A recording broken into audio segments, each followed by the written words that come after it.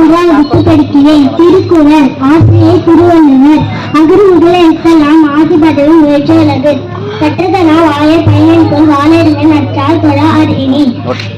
மலர்மிசை ஏகினால் மானடி சேர்ந்தார் நிலமிசை நீர் வாழ்வார். வேண்டுதல் வேண்டாமை இலானடி சேர்ந்தார்க்கு யாண்டும் இடுங்கை இல்லா.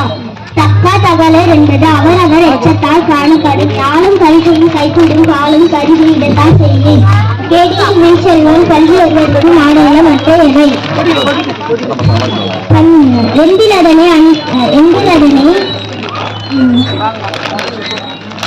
எந்திலதனை வெயில் போல காய்மை அந்திலதனை அறம்.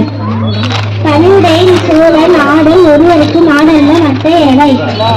கற்க கசடர கற்பவை கற்றலில் நிற்க. நன்றி, வணக்கம்.